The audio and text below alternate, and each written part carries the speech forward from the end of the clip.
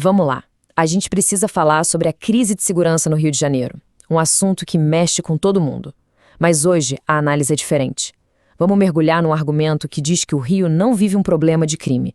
Vive uma guerra. Sabe, a frustração com a violência chega num ponto que muita gente acaba sentindo isso, né? A tentação de querer justiça com as próprias mãos. E é exatamente nesse conflito, nesse sentimento visceral, que essa discussão toda começa. Então, para começar, a gente precisa entender o tamanho do problema. A ideia aqui é que o que acontece no Rio vai muito além de uma simples onda de crimes. É uma guerra de verdade, contra um terrorismo organizado. E por que essa mudança de nome é tão importante?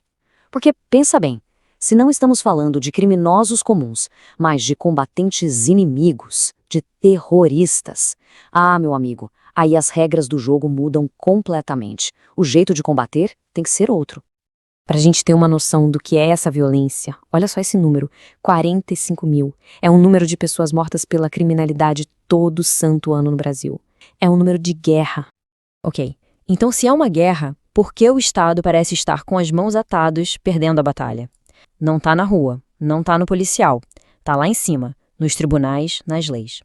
E um ponto de virada crucial teria sido essa decisão aí, a famosa ADPF 635 do STF. Basicamente, ela dificultou muito as operações policiais nas comunidades, e na prática é vista como a porteira que se abriu para as facções tomarem conta de vez. O próprio governador do Rio, o Cláudio Castro, chamou isso de tempestade perfeita. E faz sentido, olha a sequência. Primeiro, a ADPF 635 tira a polícia da jogada.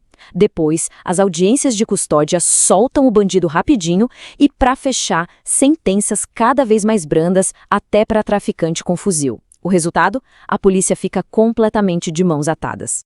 E aí a gente chega naquela frase que resume tudo, né? A polícia prende, o judiciário solta. É a mais pura sensação de estar enxugando gelo. Um trabalho que não tem fim e, pior, parece que não leva a lugar nenhum. Mas olha, esse conflito não é só na bala, não. Ele acontece também no campo das ideias, na guerra de narrativas. Isso revela uma divisão profunda que existe no Brasil hoje. É como se existissem dois Brasis, né? De um lado, uma visão que diz que o criminoso é uma vítima da sociedade, que a ação da polícia é massacre, e do outro, a visão de quem está lá na ponta, sofrendo com a violência, que vê o bandido como alguém que fez uma escolha e que a ação policial é uma faxina necessária. São dois mundos que simplesmente não conversam. E para descrever essa, digamos, empatia exagerada com o criminoso, narcoafetividade. A ideia de que existe uma defesa quase que emocional do bandido, que acaba passando por cima da dor das vítimas, da família do policial.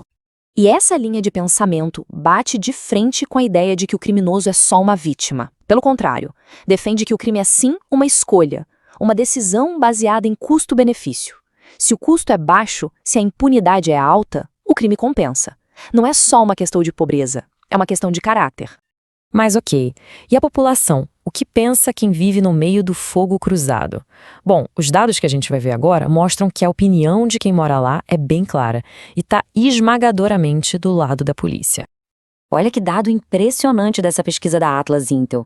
A aprovação das mega-operações da polícia é muito maior entre os moradores das favelas do que no resto da população.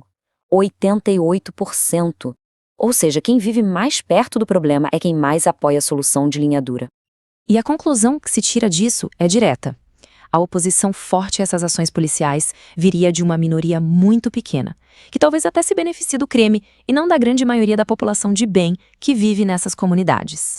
No final das contas, essa discussão toda deixa de ser só sobre o Rio de Janeiro. Ela passa a ser sobre o futuro do Brasil inteiro. E o aviso é esse, é quase um grito de alerta. O Rio de Janeiro não é um ponto fora da curva. Ele é um espelho do futuro que pode estar esperando o resto do país se nada for feito. E o mais impressionante é ver como nossos vizinhos estão reagindo. Argentina, Paraguai, todos se movimentando para classificar essas facções como terroristas. Enquanto isso, aqui no Brasil, o governo federal parece resistir a dar esse passo. E isso tudo deixa a gente com uma pergunta no ar, uma pergunta muito séria. Quando o que o povo quer, que é segurança, bate de frente com o que o sistema de justiça decide, o que acontece? Para onde a gente vai? É com essa reflexão que a gente encerra essa análise sobre a crise no Rio.